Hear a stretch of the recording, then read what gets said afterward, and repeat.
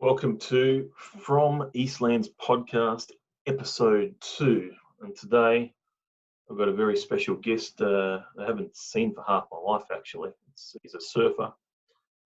We met back in year 5, I think, at Lauderdale Primary School, Dustin Hollick. We have a lot of mutual friends still on Facebook, and he's certainly got a great Instagram page to follow. So he's just about to come online shortly.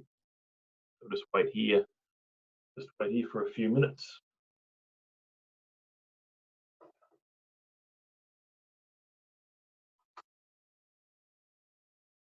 Welcome to From Eastlands Podcast again. Your host, Tim Wilshire, episode 2. The guest today, Dustin Hollick. So we're just waiting for Dustin to come online at the moment. Hopefully it won't be too long, but me and Dustin go back to at least 30 years.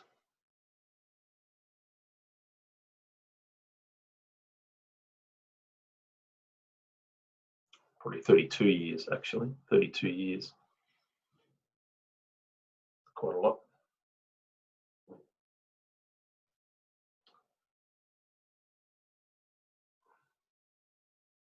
So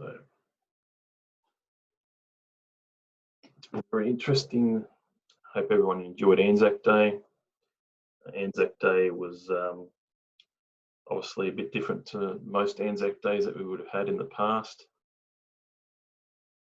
Sort of a dawn service at your driveway, basically, with the last post going around the neighbourhood.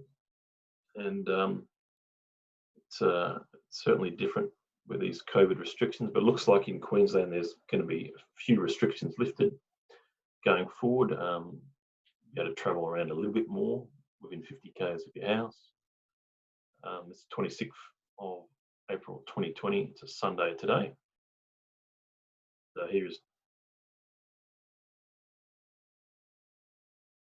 Dustin. G'day, mate. How are you? Can you hear me? He's connecting to audio. It's okay. I think he's got it. Can you hear me, mate? Hopefully the sound. Hang on. It'll work in a sec. Usually, it still says you're connected. Mate. I can hear you now. You there? You're awesome, mate. Gotcha. Perfect. How are you, buddy? Mate, I'm going well. Going very, very well. What about yourself? Yeah, good, mate. Sorry, we just got stuck at the beach and I didn't even have my watch on. But we're down surfing today, or what were you doing at the beach? Had a surf, bit of a swim, small swell, but we all had a lovely little swim and bit of fun. Is that audio coming through all right, mate? Perfect. I can hear you fine, and vice versa, I think. So beautiful. As long as you can hear me as well. Oh, mate, you're crystal clear in these. It's just my speakers aren't good in this. I think the mic's good, but the speakers aren't. Excellent. So I guess From Eastlands Podcast, this is my new podcast series, reconnecting with old friends from back in those days in Hobart all those years ago. So we sort of kept in contact a little bit over the years, but just through usually messaging and a couple of phone calls here and there. But I don't think I've seen you face to face for at least half my life, I reckon, over 20 years. Oh, mate, it has been a long time. It would have been good if we got to link up earlier in the year, but and then everything went a bit crazy, I guess, with COVID and whatnot. So yeah, I do still, here we are. You know, over the next few months, if it sort of allows and the situations allow, certainly we'll like to come down there anyway and just to catch up face to face. I think that'd be great. That'd be awesome, mate. Yeah. It's been a long time. So where we first met, I think it was year 5 or year 6 at Lauderdale Primary School from memory. Year 6 it would have been, yeah. Year 6, yeah. And you lived at Clifton Beach. I lived at in Lauderdale, and you're living right on the beach. With Clifton Beach was a fairly well-known surf beach, I guess, and probably still is. That's how we met at Lauderdale Primary School, and then from years 7 to 10, we're also in the same class, I guess, at Clarence High, if you remember. That's right, mate. Yeah. You remember those Clarence High days?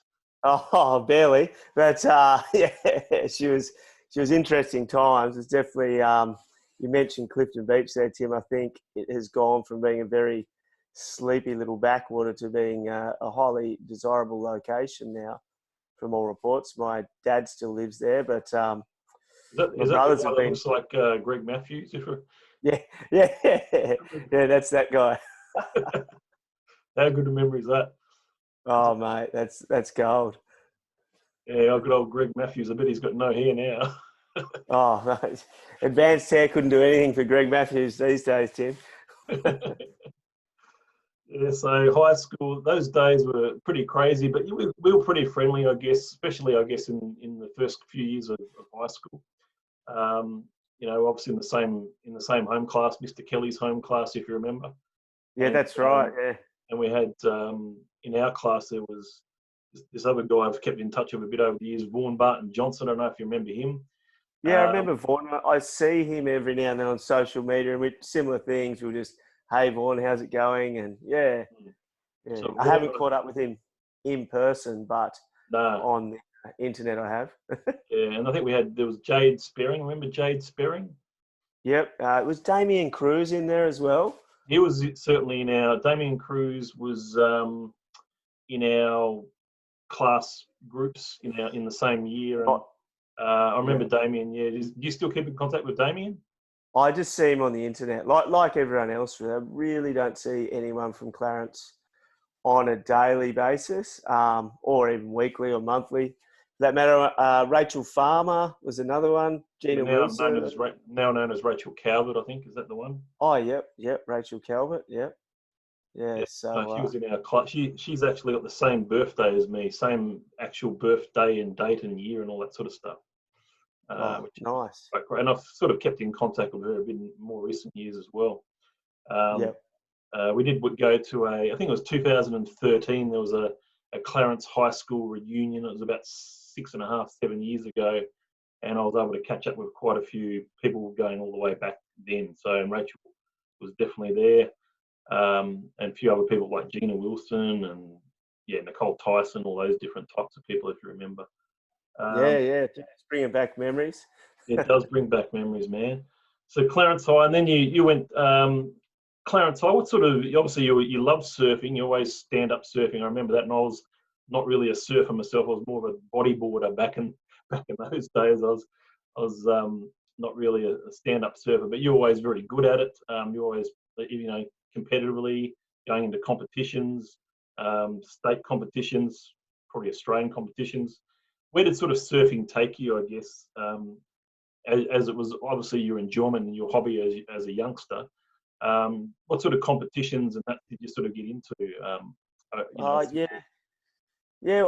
lot, Tim. And to be honest, it was hard in a way in that era, growing up in Tassie and being a surfer. There was really a lack of competitions, you could say, and a lack of support. There wasn't much funding to get to the mainland. So even all through high school, I was going in national competitions. Then that led to more international competitions, and but it was very hard to get to them from Tassie. That was the only thing that was difficult. So when everyone else went to Rosny, and I probably should have gone to Rosny and completed it, I think I did about a month, and then ended up going over to Torquay and working for Rip Curl as a designer for a few years. So that was... So how old were you when you did that?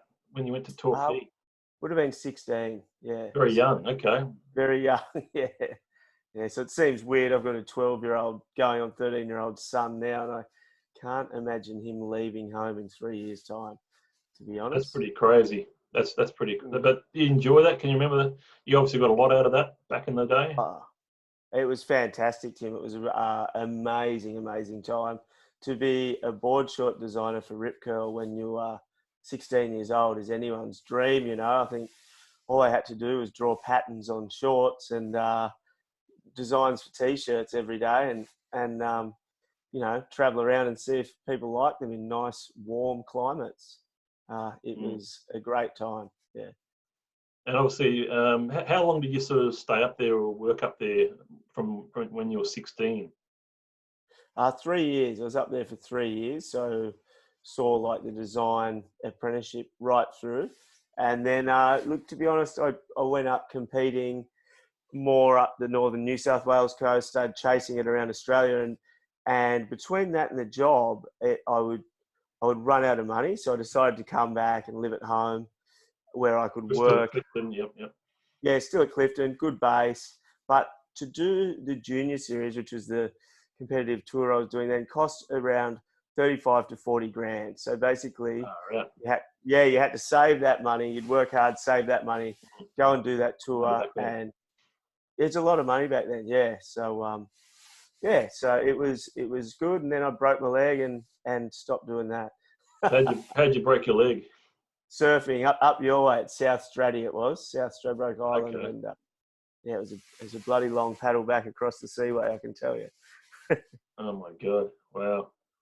Yeah, it's the surfing, and obviously you keep you're surfing. Your kids surf, or? Yeah, they have a bit of a go. They're not as into it as me, which is something I don't really begrudge them, because they might get a better, education and stuff. When I should have been going to uni, I was probably surfing and traveling around the world, which is a good education too. But, I said to my kids, maybe get the education first and then chase your sporting aspirations, unless they can support your education, Yeah. Yeah, man. So, I guess in the from about 2000 to about 2010. So whereabouts were you living, and what sort of jobs did you have in that sort of 10-year span, and where were you living, and what did you get up to in those 10 years? Any new hobbies and stuff? Yeah. That's when I went and ended up doing a carpentry apprenticeship back in Tassie, and really started a family. That was my years to settle down. I broke my leg in 2000, so yeah, that's a good kicking off point. And that's when I moved up to Brisbane about then. So yeah. Yeah, I remember when you moved up. I think we kind of tried to link up. Then I'd broken my leg, and for me, the only option then was to move home, because it was a bad break. I was immobile for 6 months, and so it was go home. Yeah, hit the reset button, and set my heels in, did an apprenticeship, bought a house, got into the property market, all that kind of thing. So whereabouts did you buy your first property, your first house? Clifton Beach, mate. Surprise. Yeah. Yeah. I mean, I was talking to my dad and looking at blocks of land and going, I can build this or that. And he said, mate, you got a kid on the way. Why don't you just buy one down the road that's already built and go from there? And it was a good call by him. I don't think I could have built a house and had a newborn at the same time. It would be stressful. Yeah, very stressful. Yeah, that's that. I guess we always those 20s. I think you learn quite a lot in those years, and obviously you would have learned quite a lot, in those years about where you wanted to take your career, or where you wanted to sort of take things, work life, and what was good and what was bad. I guess what are some of the things that stick out to you as learning experiences, I guess, at that time? Oh, absolutely, Tim. Yeah, I mean, for me, that was really the decade or era of my life when I learnt that you do actually have to have responsibility. I think up until I broke my leg, I thought I was unbreakable and could do whatever you want, and just go for it. It'll be right. And then I realised then, when I couldn't work, couldn't do anything to pay the debts, I went, oh, okay, I need to get organised. I need to get a bit more responsibility happening. And I thought, oh, I do want a family. And if I want a family, I want to be able to support them. And that kind of took over as priority in my 20s. And it was good. It was good to settle down. I was on a path that was not going to end well if I kept going full bore down that track. Fair enough. I mean, apart from surfing, what other hobbies, I guess, did you sort of have back in those days as well? Or anything sort of new that you were getting up to? Mate, because of the injury and recovery, I got right into the more just fitness stuff. So it was a lot of running, riding. My brother and I had a little CrossFit set up in my garage for a while. So all those kind of things kind of took over. And then I also started getting into taking photos and videos, because once I had one injury, it seemed like more and more would happen. They kind of compounded. So for me, that was a good time to get into photography. That was my outlet then. I was like, oh, shit, I can't do much, can't really work, can't do this or that. I'll get into photography and fitness, studying anatomy and physiology and stuff like that. Yeah.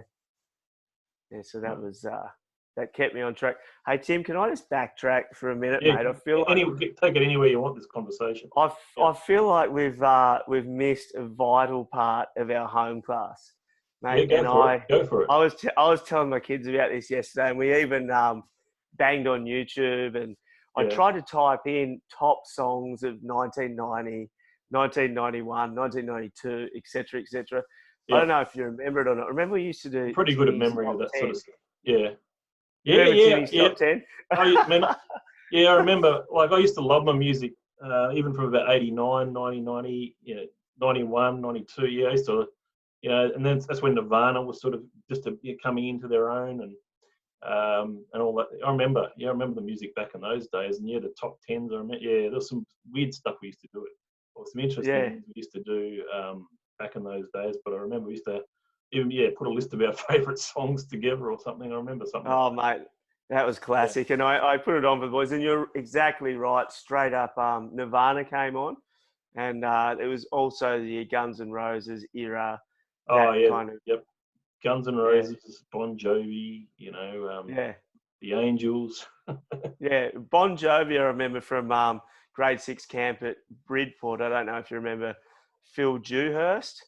I know Phil. Actually, that name takes me back. I do. I remember exactly Phil Dewhurst, what he looked like. I know. Yeah, I remember him. Yeah, and I don't know if you remember at grade 6 camp, he did a rendition of Bon Jovi's "Bad Medicine," but it was Bad Bridport, and he even he dragged the shit word in there. And I remember being a grade 6, and I just couldn't believe it. He said shit in his little play at the camp, and I thought that was classic. Stuck with me forever, old Phil Dewhurst's performance.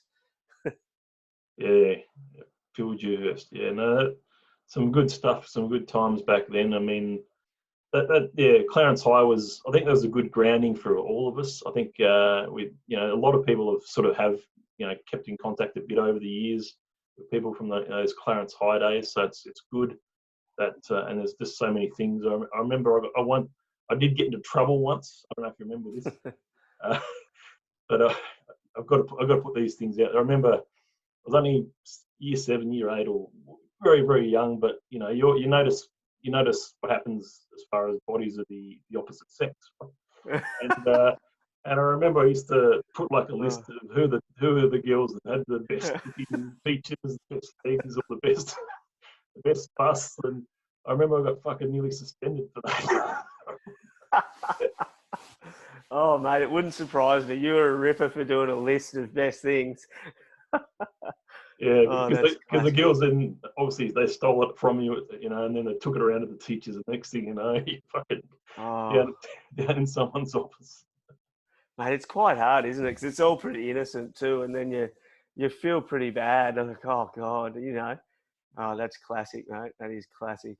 But I mean, we all made it through, and now my kids are in high school, and I'm thinking about their education. Jeez, wow. Yeah, it's scary, mate. And I look back at it and I go, well, you know what? Clarence was probably pretty good. If I had have paid more attention, it would have been really good. I think it was a pretty good school, good facilities and all that. That's yeah. Good old Clarence High. I mean, our friend Vaughan, I remember he was a bit all over the place. Yeah. Vaughan was a character, mate. I'm trying to remember who the other guy was in our home class. It was. Jade was there, I think. Oh yeah, Jade. So there's probably 4 of us. Yeah, maybe. There would have been others in other years and stuff like that. But they had the way the home schools work. You'd have like a section of year 10s, 9s, 8s, and 7s, all in the home class to start off with, and then you'd go to your classes throughout, and you'd end up, obviously meeting up with other people in the same grade and that sort of thing. So it was interesting, but it was a good way of doing it. I'm sure. I wonder if they still do it like that today. I don't know. But my son's one's like that. He's up at Byron High up the road here, and they got the same thing. They call it a Jali group, but it's 4 guys, 4 girls from every year level. They all get together in the morning and kind of sound out, and they're almost like their peer support network, I guess, the older kids as well. Yeah. What were your favourite sort of subjects, and what did you enjoy doing the most at, as far as classes back at Clarence High? that you can remember. I remember tech drawing was really good. Okay. I used to love that, but Mr. Curran was a grumpy old bastard. I can't remember, but I heard that some of the boys put him in a closet or something like that. I can't remember what they did, but I always remember he used to be really grumpy and it didn't work. Because remember Ethan Mulross and all those guys? I remember they'd always be, mouthing off at him and that. And I'd get over it because I quite liked tech drawing. I wanted to just get on with it and do the next thing because, that was probably one of my favourite classes, that and sports science. I think Gary Medwin introduced the sports science class. To Clarence, and that was awesome. That was, for me, that was what kind of kicked off that whole passion because I was right into sports as it was. And for me, that took it to the next level and went, oh, okay. And I've, kept studying all that stuff to this day, really. I still do. So that was a cracker. And I've encouraged my kids to go down that path, they're right into their sport. But I've said to them, look, it's pretty hard to make it to the top level. You might want to consider studying it whilst you're enjoying playing sports, Clarence, there's so many things that I'm sure we can bring up there, and memories and people we used to hang around with and different stories. I'm sure if there's anything that you remember, just bring it up any randomly through this whole podcast, and we can certainly... Mate, I can tell you one thing I can't remember, Tim, and that's the Leavers dinner. I remember the Leavers dinner. I do remember that. 1993, at the end of 1993, that's when the Leavers dinner. And I remember, I actually saw a photo of me the other day, just with a bow tie. I looked pretty long in a suit. And I do remember hanging. I think a lot of us were just hanging around with guys. We didn't really have. I don't know if you had a date. Did you have a date? No, I did. Yeah, but it was one of those. You watch the movies, and it's this thing where that's your lifelong love and all that. But I remember similar to you. I remember you had a date, but then you just kind of that was it. Yeah. I remember going to Belrive Fort afterwards and falling down, hitting my head. I landed on the concrete and that was it for me. Drunk or wasted or something. Yeah. Well, I didn't even get to that stage. Actually, we're only 15 or 16 or something. That's right. Yeah. I slipped off the fort and hit my head and had to get picked up. So I missed the whole after party really, but I heard it was all right. No, I think just and that I guess when we had the reunion back in 2013, which was the 20 years, everyone sort of went back to regimes. I don't know if you remember regimes. Yeah, I do, yeah. And we went back to regimes, and I remember the song that was playing 20 years before. It was four non-blondes or something. It was a song they played it, and that was sort of the anthem of the year or something, and they replayed that. So that was quite that always would bring back some sort of memories, Yeah, they evoke the memories, the songs, don't they? It's really good. Like I'll hear Sweet Child of Mine or something like that. It'll take me straight back to a certain moment at school or whatever. Yeah, Nirvana's good for that. Nevermind, the Four Non-Blondes. What's going on? There's a heap of them. Like yesterday when I turned it on for the kids and said, oh, look, these are the top songs in my first year of high school. It was classic. It kind of brought back memories of going to the pictures in town. Like, I don't know if you remember, every now and then I had to catch the bus to town to go to my dad's work. And it was so scary. Where was your dad working again? He was in Watchorn Street. Yeah, He was in an office building in Watchorn Street. And he'd go to me, catch the bus, walk up to my work. We've got to do this, then we'll go home. And, mate, to try and get through that bus mall, if you were by yourself in a Clarence High uniform, when you're 5'2" and look like you're Aboriginal, without getting belted by someone, was a very tough gig, let me tell you. Like, mate, I used to run like the speed of light through that bus mall. And if you made it to the proper mall, you were pretty much safe. Crazy. Fucking hell. So, where do we jump to now? I guess the last, 10 or dozen or so years, let's sort of look at what you've been sort of getting up to then. Now, currently what you do for an occupation, you're a postie, or is that right? Or Yeah, I've got a postal contract for the Byron Bay area. So it's a good job. It's more of a lifestyle job. When I first moved, we moved to the Northern Rivers 8 years ago. Bought a house up here, kind of renovated that, and we've bought another one since. So the postie job, the contract was pretty small originally. It allowed me time to surf and work on the houses and that. Mate, and it has grown exponentially, I would say, because I'm not doing letters. The I'm run doing all itself, the or the run itself. Well, not as in geographically, just the sheer volume that we're moving. number of people? Uh, Yeah. and just the demand for online shopping, Yeah. even before COVID, it was Yeah. getting busier and busier. Since COVID, we've had an increase of about 70% on top of what was already, 100% increase over the last couple of years. So it's pretty astronomical, really. It's a strange one. I didn't go into it wanting to make heaps of money. I went into it looking to support the lifestyle I have. It's ended up being a pretty, you couldn't buy into it now, put it that way. It's you just can't get into it because everyone's realised that it's taken off, and it's particularly in an area like Byron. I service a lot of small manufacturers. You might have heard of Spell or Rowie or the Fens Clothing or Thrills Clothing. So I do all their inbound and outbound goods for them to take the trouble out of it for them. So that's mainly what I do. I service a lot of those businesses, and that takes up 50% of my job. Really. Sounds like there's a lot of enjoyment with it. Yeah, it's good. Like the people are probably the best thing, and the location is second to none. That's why it's so popular. But the people that I get to deal with are usually young entrepreneurs, and to watch their businesses. A lot of them I've seen go from a garage or a bedroom like I'm in now, and they're just tinkering away on their laptop selling one or two things to, moving thousands of units a week. So that's pretty cool, and it's actually encouraging me to think about businesses now, and I watch what businesses grow quickly and how they do it, and it's great. I've seen some people literally go from living in a couch in their mate's house to having a bloody mansion on the beach and driving around in a Ferrari within a matter of years. So it's interesting. Yeah, I mean, there's a few. Byron Bay is certainly one of probably the most expensive real estate destination in Australia when it comes to price and stuff. And obviously, Lennox Head in between there and Byron Bay, I'm sure it's not that cheap to.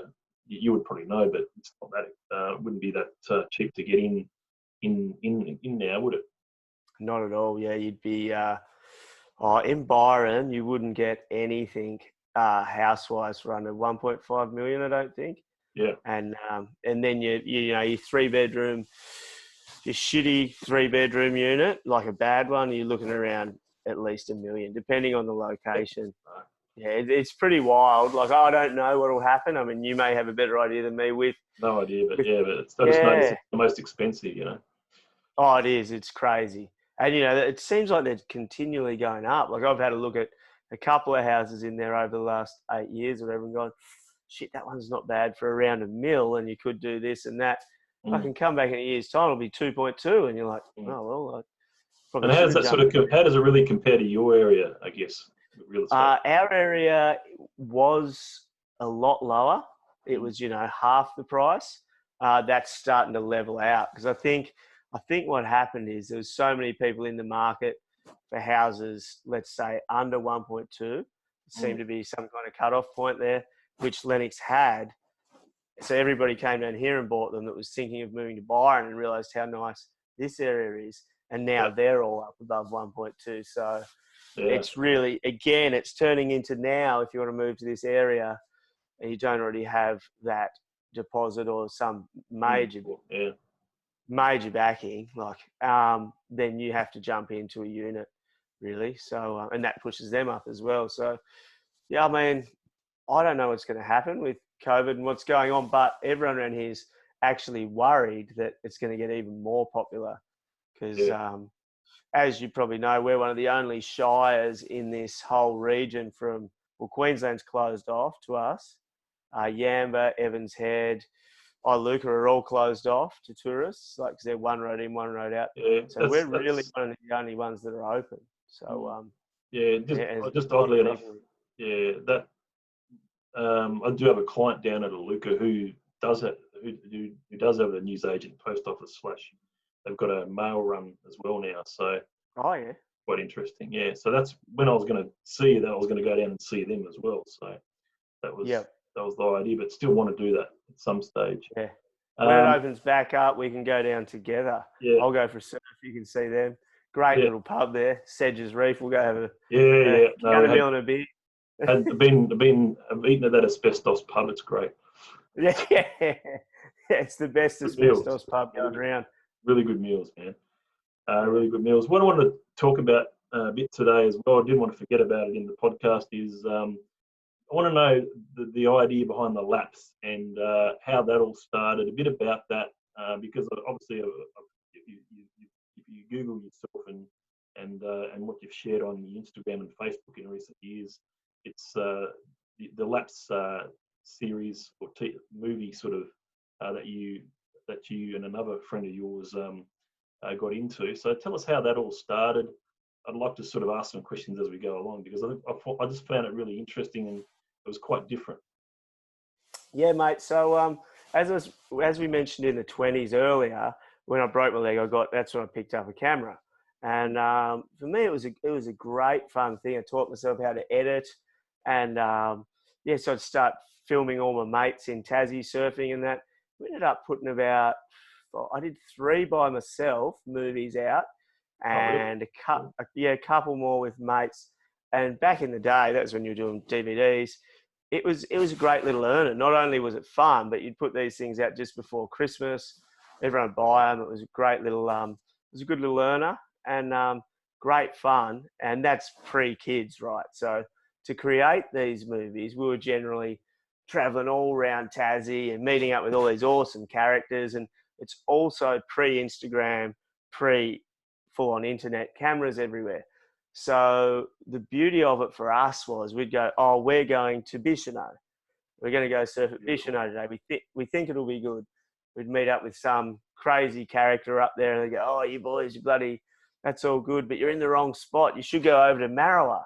We go, okay, we'll head over to Marrowa. And so that really got me to know a lot of areas of Tassie, and, that adventuring around and filming became something I really loved, especially meeting up with all the characters that you meet along the way. When I had kids and was full on into the building trade, working every day, that was my whole life for quite a while there.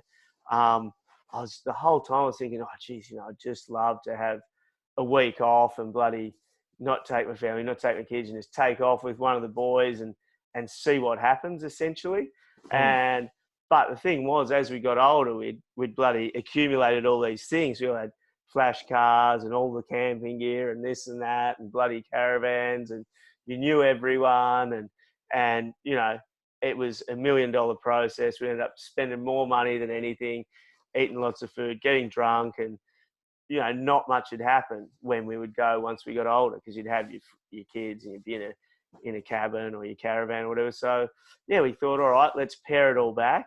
The only way we can do this is if we take basically nothing. So we took no money, no phone. So you're not always checking your Instagram or your media feed, so where the good surf is, or it's too easy. It's almost on a whim. So how would you go about eating or buying food then? Exactly. That's so we thought we would try and do the barter system. I was a carpenter, my mate was an electrician. Yep. So that was our premise. We went, rightio, we'll barter. We also went up to the Sunshine Coast and did a SAS course, which is a survival course in the bush, which was pretty cool. With a guy called Rich Hungerford. He was a bloody great bloke, and just in case, that was, and we were also keen to do that. I mean, we were only going for 2 weeks.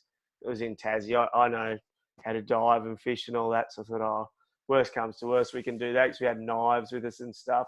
But, essentially just see what happens. That was the thing, because life does become a little bit too structured as you get older.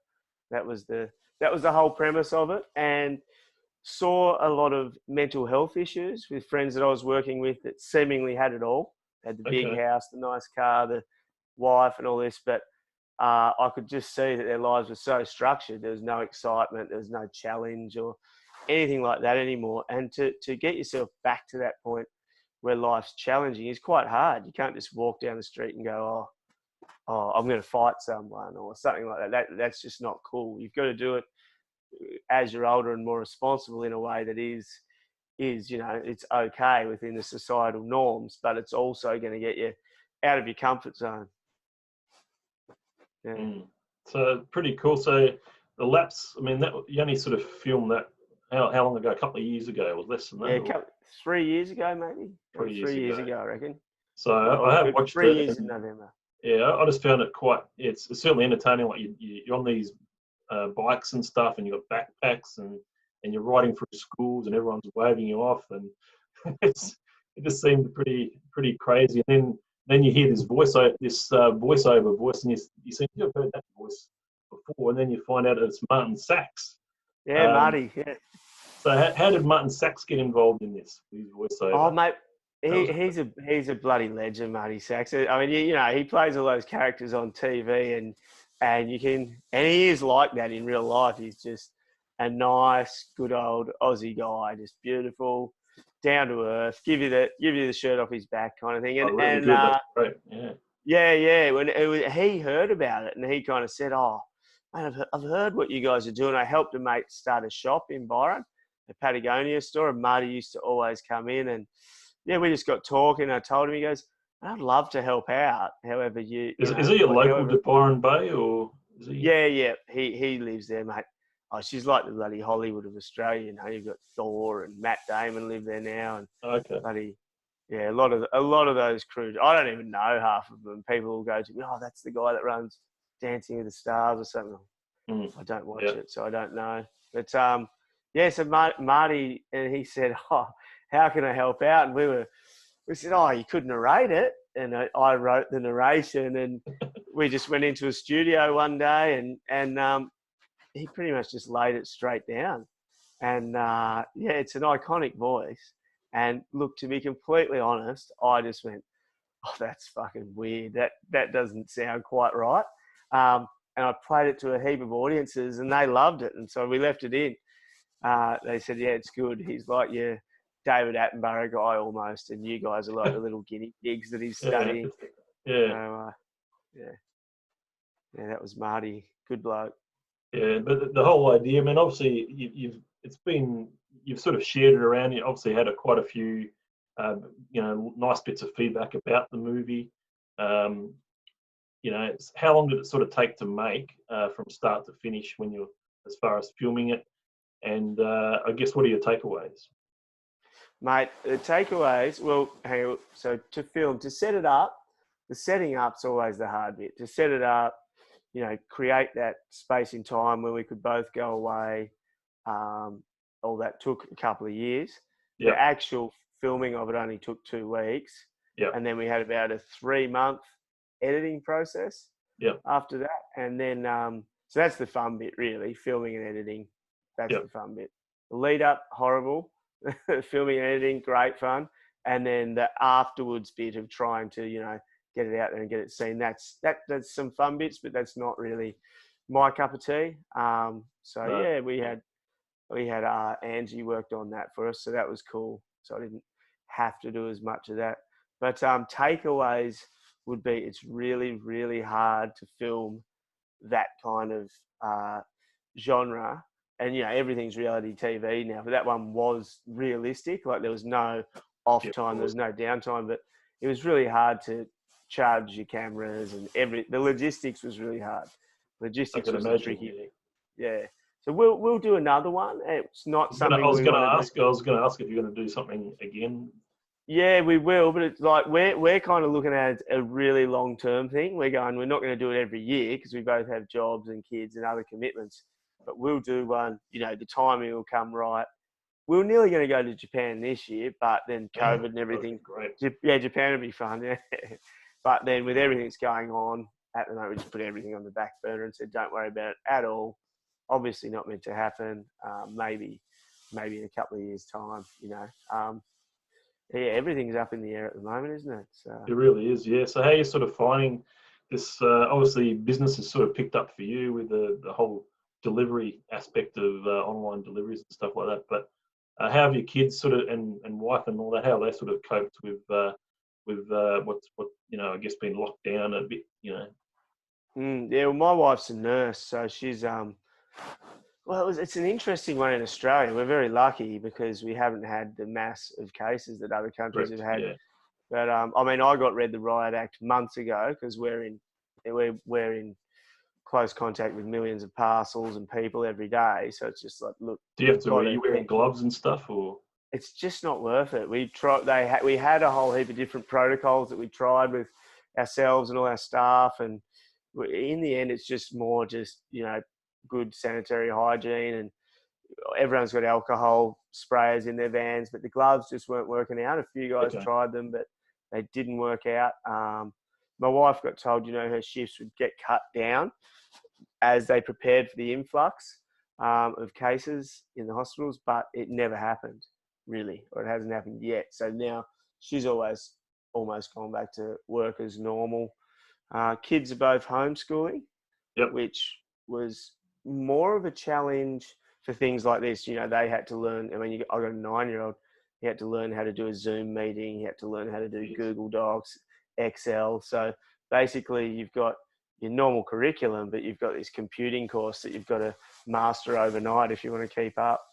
I have heard a lot of kids, unfortunately, didn't quite get there with the computing side of things. So a lot of schoolwork's been missed. We were lucky. I've got a good computer that's set up for editing, so it was pretty well set up with all that. And this laptop I'm using now also has a lot of the software they needed. So, they had to jump, so to speak, on that. So, I mean, they're loving it. We're allowed to the beach up here still. We're allowing them to go to the beach, have a surf, have a swim, whatever, do some schoolwork, come back, have a ride. Yeah, very lucky here, Tim, I reckon, mate. Very lucky. I think in Australia, definitely got pretty lucky in Australia, that's for sure. But at the end of the day, it's the dynamics. We're isolated from the rest of the world, so it's easy. It's a bit easier to contain it, even if you're not trying to contain it as strictly as what Australia have been. So, some other things I noticed about yourself. You like to cook a bit, or you like to make sushi, or a sushi chef, or something of the sort. Yeah, I did that for a while, mate. That was one of the many jobs that helped me. Job, okay, yep. Yeah, travel around and do surfing. That was up at Broad Beach at Queensland, an old sushi joint in the Raw. That was a cracker. It was pretty weird seeing an Aussie guy in the middle of the train, I think, for people. But yeah, love cooking, Tim. Love cooking and trying to grow a bit of my own produce as well. And there's nothing better than that. Grabbing a few things out of your garden and turn it into something that you can just eat. Yeah. What's your take on the whole COVID thing, mate? I mean, you're in the financial sector. Yeah, so being an accountant tax agent, obviously we've been sort of thrust into trying to help all our small business clients, because a lot of them are small business clients, basically trying to make sure they can access what they can, economically to be able to survive, and those things are things like JobKeeper, so they can keep employing their employees, if they can, and obviously we look after lots of different types of industries and sectors, and people that are in sort of hospitality, certainly hurting. So it's coming up with strategies to be able to access all the financial things that are out there for them, basically. And it hasn't been too bad so far, but it's certainly affecting a lot of different businesses. That's for sure. And how long do you think these this government support can go on in the form of the job it's hard to know. seeker? It's going to go to the end of September, as we know, but beyond that, hard to know. We don't know what the world. The world is so unpredictable now with what's happened, because we don't know. This came out of the blue, so we don't know if there's anything else that's going to happen in the future. It's just an unpredictable situation. Are we going to get worse somewhere down the line? Is something else going to come into effect? It's just very hard to predict now, and you just got to take things as they come and try to plan as much as a few months ahead that you can maybe plan now, or change your plans, or that sort of thing. So what I'd sort of planned to do was I'm just investing in a property over near Queenstown in New Zealand, Yep. and basically it's getting built at the moment. Actually, it's sort of getting finished, getting built, and that sort of thing. So looking at sort of going over there sort of in September, and then sort of coming back to Brisbane and going back and forth. Bit of a lifestyle, I guess, between working remotely, basically. So that's what I've been working. Fantastic. Been working at home probably 2 or 3 days a week at the moment, and in the office 2 days a week for face-to-face meetings and seeing staff and all that sort of stuff. So yeah, it's interesting world, and you've got to adapt to it, and you know, you've got to put a challenge out there, and this is the challenge I put out to myself, you know, 4 or 5 years ago to make a lifestyle switch like what's happening at the moment. But we'll just see how it all plays out with this whole COVID thing. It's interesting. Yeah. Well, I mean, you're not going to be out of work, are you? Not be out of work exactly. No. If anything, I did some work this morning and did some work yesterday that you wouldn't normally do on a weekend, just to keep on top of things, you know, just to keep on top of things. And even though there's lots of staff, you still do it yourself. Yeah, it's crazy to think of. Like, yeah, the hospitality's hurting, but then I look at there's a lot of businesses that have picked up. I mean, I don't think Australia's hit that point where, you know, it is a super dire situation where people can't afford to buy anything, whatever. I've noticed there is a lot of businesses that have really picked up, but yeah, it will be interesting to see if there is more of a plateau, because for us, we've noticed the spending's gone through the roof since the start of this. I don't know if that's because people are saving money because they're not going on holidays or can't travel. That's the tourism sector is obviously the one that's getting hit the hardest at the moment in Australia. And tourism sector was never great. It's never been great, really, when you look at the history of the last decade. Hasn't, you know, obviously there are going to be pockets that attract the overseas visitors, and the locals and the Australians will go to different parts of Australia if necessary. So as far as travel's concerned, Dustin, where around the world have you been to that, I guess, some of the most memorable places that you've travelled to? Oh, mate, I'd have to go straight to South and Central America there. I mean, obviously being a surfer, Indonesia's on our back doorstep. Everybody loves it. It is great. Love the culture there in Bali. The Hindu people are classic. But we, around 2006, flew over to America. My brother was stationed in the Navy at San Diego. He had a house on Front Street there. Smart enough to get married before he went, so he got his own house instead of staying at the Navy quarters which is pretty brutal. But yeah, we bought a F-250 van, decked that out, and spent 3 months driving through California and then down into Mexico. And mate, that was with my wife. So mate, we always talk about that. You couldn't recreate that trip. She's blonde, you know, doesn't look Mexican at all, or anything. And this was, if you watch the Narcos series and that, this is right when it was going off, 2006, 2007. And we did get warned by a lot of the Americans going, oh, don't go down there. Like, you're mad. You two don't drive through mainland Mexico at the moment. And look, we didn't heed their advice. We just took off straight. We actually went through Arizona, straight through the middle of the desert, and down, mate, had the best time ever. Everything was dirt cheap, and they were that happy to see visitors at that time because the whole country is getting torn apart. Never forget it. Warm, good waves. I mean, everyone likes Mexican food, don't they? I think most people would. Yeah, mate. So that's Central America and South America. Peru, just amazing. You've got the Incas, just such a diverse landscape. You've got the Atacama Desert, which stretches along the whole coast. It hasn't rained there for 250 years or something. And then you go inland a few hours and you're going across the Andes. So, yeah, if you want a country that's got extremes, then Peru is probably the best one. Yeah, we loved it. That sounds very interesting. I mean, obviously, I've never been to those places, but, you know, and the world's so big. I've sort of done a lot of Europe. I did a bit of Europe, done a bit of the States, just a bit of, you know, Asia. So, but never been to Africa, never been to Central South America. So Yeah. So but you'd suggest that's something that'd be good to go to, I guess. You'd obviously learn quite a bit, and having it, not for everybody, but some people might enjoy it, I guess. Yeah, I think so. That's the thing. It's a good culture shock too. Like if you want to go somewhere where the culture is completely different, Spanish speaking, quite a few contrasts. It's a great spot. Where would you go if you could go anywhere, Tim? What would be your number one destination? I don't know, that I haven't been to or that I have been to. Oh, either or. Yeah. Well, Canada's definitely a place that's always been on my bucket list, that I've never been to Canada or any part of Canada. So it's still probably number one on places that I want to go to that I haven't been to. I just think it'd be beautiful.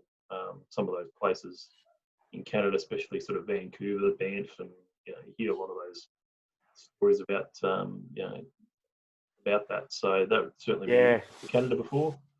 No, I haven't. Yeah, that's one of those ones. It's kind of on the bucket list. It's it seems like it's quite a nice, safe country too. So could easily go to the kids. My kids are right into mountain biking, so they've been on my case to go there. That was definitely one that was in the to-do list until all this happened. It was either Japan or Canada as a family that we're looking at going to for snowboarding or mountain biking. But that didn't happen this year, but it will. Personally, for me, I'd love to go to Russia. I just think Russia or Mongolia, just bloody, I grew up surfing, everything surf, and beaches. So it'd be great to go and see something completely different. There's just, the world's so big, and there's, so many places that I haven't been to, like Spain and Greece, the UK. So there's a lot of places still to go to, I think, and on top of everything else, that you want to go back to. So mate, I haven't even been to New Zealand, so ever? I've been transit. I've been transit a few times in Auckland, but that's it. You've never been to the South Island? Yeah, well, that's I'd love to. You've got to go there. Yeah, I mean, I've been to Queenstown 5 times in the last 5 years. That's how much I love the place. It's just beautiful.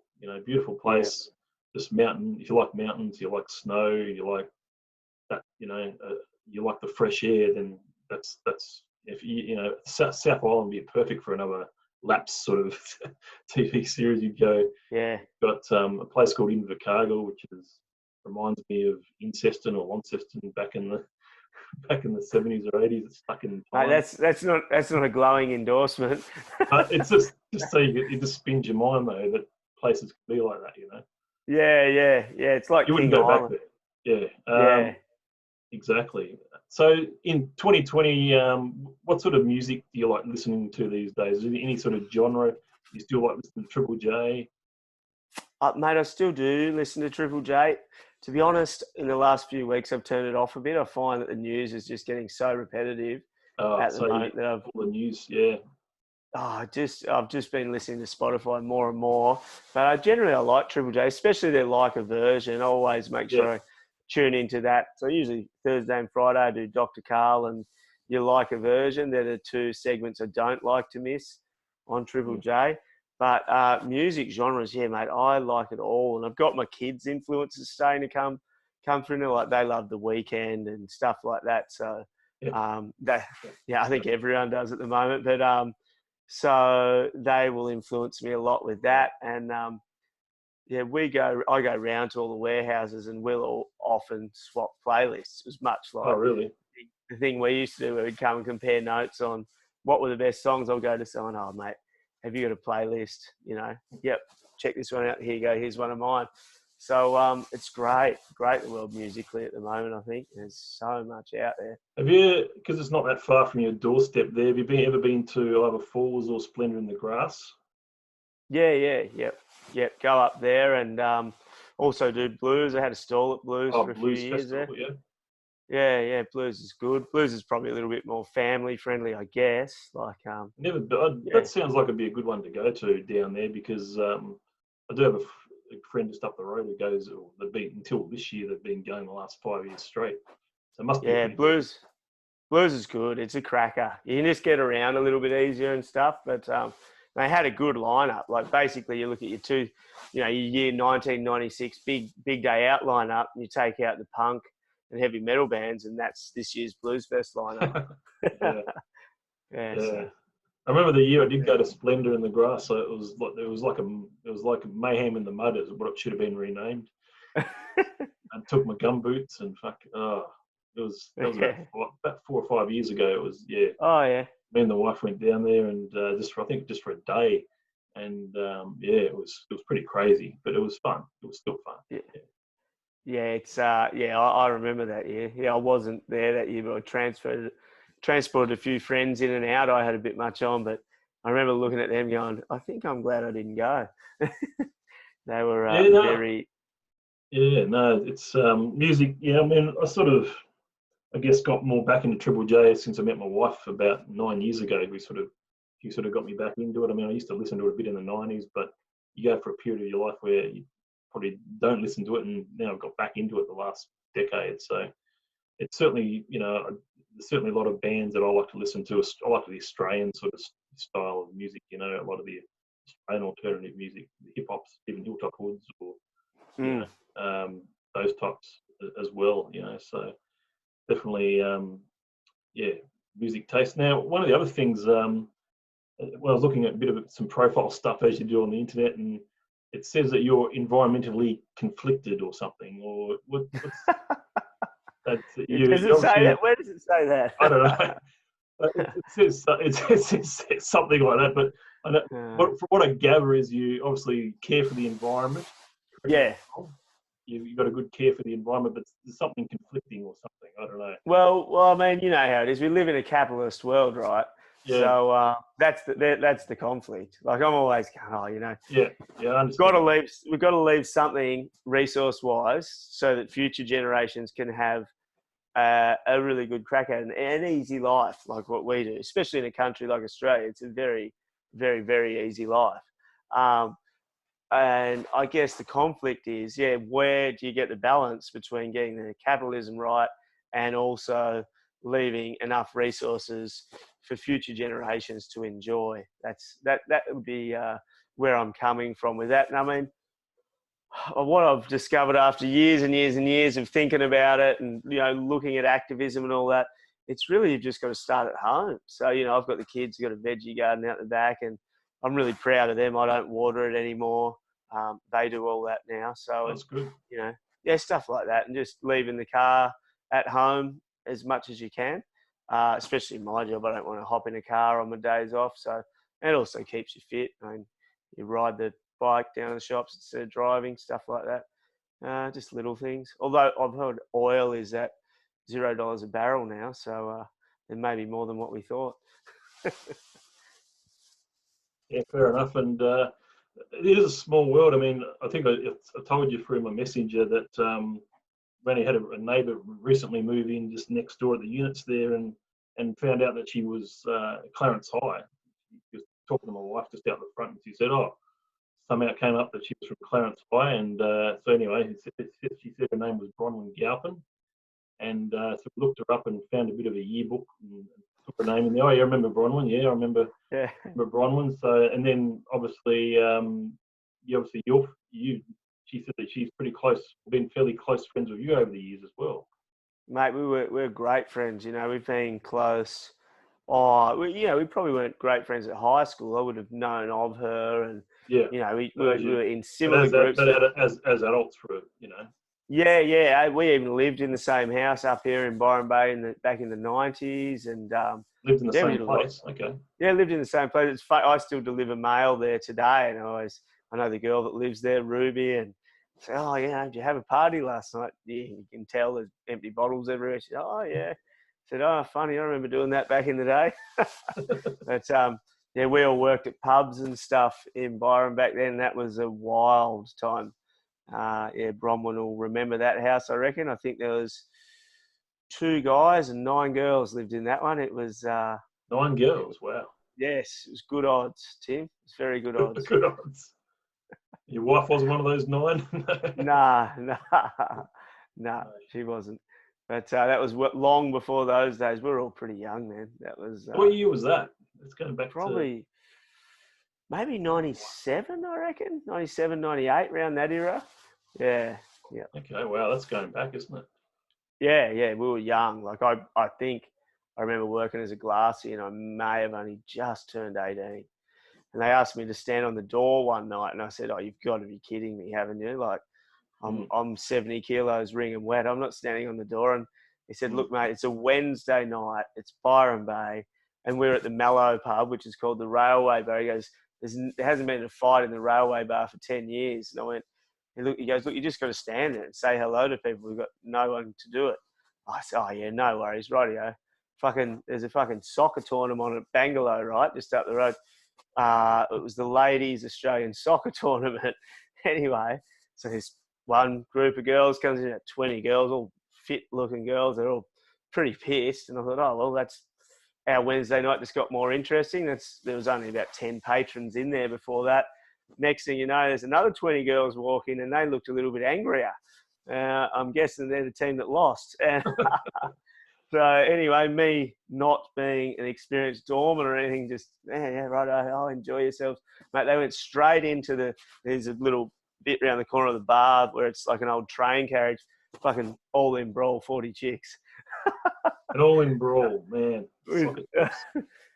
With soccer chicks. And I'm just going, oh my God. So I've just rung the pub down the road, the Great Northern, and said, I think you guys might want to get over here. This is a bit out of control. So, yeah, that was my last day as a doorman. First and last day. Yeah. Definitely not something I wanted to do. Hey, Tim, I've got a question for you. I noticed on your last podcast you're talking about basketball. I can't remember if you covered over this or not, but what do you think of have you watched the new Michael Jordan documentary, and what do you think of it? Yeah. So I think the interesting thing about it's going to go for 10 episodes. Which I was looking at this Netflix drama. I watched the first episode, and I think I watched most of the second. I think I got to the end of the second. I'm going to rewatch the second episode anyway later on. So I'm sort of geared up for 3 and 4.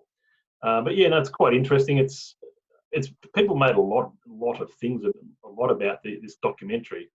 At the end of the day, it's a bit of a story that they've been able to record and sort of, or you're recreating history that's already happened, but you just bring it back to the forefront and bring it back to exactly what, bring it back to a modern day perspective, perhaps. How people sort of look at things and say, oh, well, this guy did this and Pippen didn't get paid enough and all these different things going on, and Jordan, was like this, and so yeah, it is interesting. There's been Jordan stuff before, but this, because it hasn't been something for so long, I think that's why it's gathered a lot of attention, and it's in the Netflix age. So, yeah, I guess so. And there's a lot of people don't have much to do at the moment, worldwide. I guess it's cold and they're stuck in apartment buildings or whatever. So it's a good time to release it. Yeah, I was just interested because I'm not the world's most massive. Did you watch basketball. it or? I started watching it on Friday night, but I was pretty tired and I ended up falling asleep halfway through the first episode. So to me, that said something. I was like, oh, it definitely wasn't super engaging. But there's a girl that lives next door, the daughter of my next door neighbor. She's a gun basketball, like fantastic. Wow, that's good. Yeah, we got a basketball ring just down here. She's training every night, and lives and breathes it. And I said to her, "What did you think?" And she said, "Oh, I hated it." I said, I guess why would she hate it? I don't know. Just interesting. Yeah, she said she just didn't grow up in that era. Didn't really know Lakers. Doesn't know Michael Jordan. And she said, I was just so excited to watch stuff about basketball and people playing basketball and how he got good at basketball. And she said, and it was just a story about all these managers and stuff. She said, in a way, yeah, exactly. That's right. Yeah. So I found that, because I will watch it again. I was quite interested. I was just really tired. I went, oh, well, I'll rewatch that. But, I was interested. I was having a beer with her dad last night, and she said, nah, didn't really like it. I went, oh, that's strange. But, yeah. No, it's all good, mate. We've been chatting for about just over an hour, actually. It's gone pretty quick. Oh, there you go. That's what usually happens. But and there's probably lots of things we could chat about all day as far as different stories and that. It's been great to reconnect, and in a way we've been able to sit down and see each other and chat for an hour. That's what's like, I guess, in this situation. Yeah, definitely have to catch up face to face at some point. It's been good to hear some of your story, and probably not nowhere near all of your story, obviously, but we've heard some bits and pieces and some good bits about Awesome. what you've sort of been up to, and I just want to make sure we cover all the different things that are important. Is there anything else that you think you wanted to bring up at all while you've got the chance? Not really, mate. We're dearly missing AFL this year. My kids, funnily enough, I'm the world's most crazy surfer. I'm just trying to remember who you support in the AFL. I should know Bombers. The Bombers. mate. And I was going to say Hawthorn yes, or Essendon, but yes. yeah, it's Essendon. But, mate, growing up for me, it was all about getting as close as I could to a good surf spot, and that's all I cared about. And then I got my kids moved here to the mecca of world surf, and they want to play AFL. And they're bloody good at it too. But if they're good at it, anyway, they've certainly got a good chance, I mean, if they keep training, you just never know. There's a lot of great athletes, and it's like anything, you've really got to be persistent and push it all the way, especially if you see a really good talent that you can be one of the best out there. So just keep pushing their dreams, man. Support it, and you never know. That's right, mate. I just found it funny. I thought I could have stayed in Bellerive. There's a great club there at Clarence. Yeah, I was talking about last Sunday. I was talking to Daniel, my good friend Daniel Howard. I don't know if you remember him, but we were talking about there's never been an AFL team from Tasmania, and they should have. It's something they've spoken about, and they've been trying to get, and they've had Launceston host the Hawks games and down in Bellerive, North Melbourne, but it's just never really happened, man. Never. As much as you wish they should have had an AFL team in Tasmania. Oh, absolutely. It seems like, obviously where I live now, I love going up to watch Gold Coast Suns, but they're a shit team. They're terrible, but it's still, I like going up to watch them. But it's just kind of one of those things. It's a little bit not fair in life. You look at Tassie and everyone plays it. Like there's no rugby down there. Have you gone up in the last couple of years? Have you gone up to watch one of the times Richmond have come to town or not? Yeah, I have. I've watched every Richmond game in the last few years. Yeah, there was. I've been to the last two. You should. Yeah. Yeah, I've actually seen a couple of people from. Remember Jared Davey? I've seen Jared up there at a game. He was a year above us. I'll tell you who I have seen at a couple of Richmond things. I actually went to a Richmond function last year. Ray Davies. Was his name Ray Davies? Yeah, Ray Davies. Yeah. Yeah, there's a few. Every time I go there, I'll run into someone from Clarence High, which is the bizarre thing. And obviously you've been there and I haven't seen you, but you always see someone from Tassie up there. Yeah, we went to a Gold Coast Richmond game last year, and I remember I think Richmond put on 10 goals in a row. Yeah, in the first quarter. Yeah, the first quarter. Yeah, it was a clear. Scored nearly 100 at the half time. That's right. Oh, mate, it was good because I'm helping coach the local AFL team, and my kids are both playing, and we had a lot of the kids from the club there with us. It was, from a coaching perspective, it was so good to watch. You could just sit there and go, look at the way they're opening this up, look at the way they're holding those positions, and it was just a training drill. Cool. It was impressive to watch through that perspective, but not much of a game.